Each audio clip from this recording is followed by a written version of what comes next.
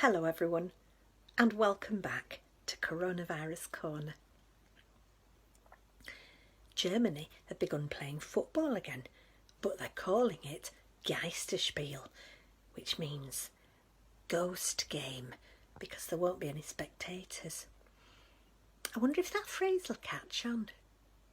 At the moment we could say we've got ghost parliament, or ghost churches, or even ghost changing of the guard. I bet they're still doing that because they won't want the Queen getting burgled again. Maureen rang me at 2 o'clock last night. I'd answered the phone before I'd even woken up. Oh, Edna, I've got a ghost. I've tried ringing Eric, but his phone must be on charge. What am I going to do? I can hear it bumping and screeching. Listen. I couldn't hear anything apart from my stomach rumbling and Maureen's heavy breathing. I'm glad I knew it was her, or I'd have been reporting the phone call.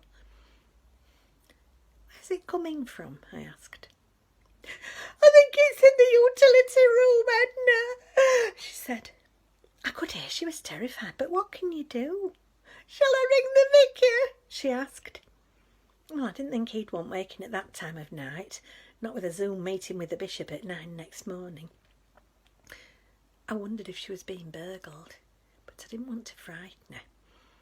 And then a thought struck me. Maureen, where's the cat? I asked. There was silence. Then I could hear Maureen tramping downstairs, a door banging, and then she shouted, "David Cameron, get out of my clean knickers!"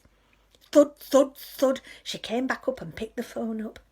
"Oh, Edna, it was David Cameron. He'd tipped the laundry basket over and he couldn't get out. He was hurtling himself round the room in it, and he's run off with a pair of my knickers hanging off his head."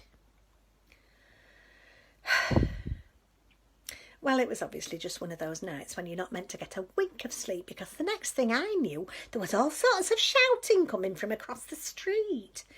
I looked out and saw someone rolling in the grass outside Mandy's, obviously in pain.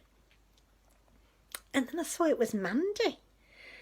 I hurried across and stood as near as I dared, hoping the police wouldn't come past and arrest me. She's put lights on a little holly tree in honour of the NHS, and they were all over the place in a terrible tangle. "What's happened?" I asked. "Oh, hello, Edna," she slurred. "I've been having a few drinks, and I looked out and I thought I must rearrange the lights on my bush. But I tripped up and now I've got prickles in my bottom. And nobody loves me, Edna. I'm going to die alone in lockdown." I didn't know what to do, but it didn't sound too serious, so I persuaded her to go back inside and go to bed. I hope she's all right tomorrow. Today's sensible tip is, don't worry about how you're sleeping.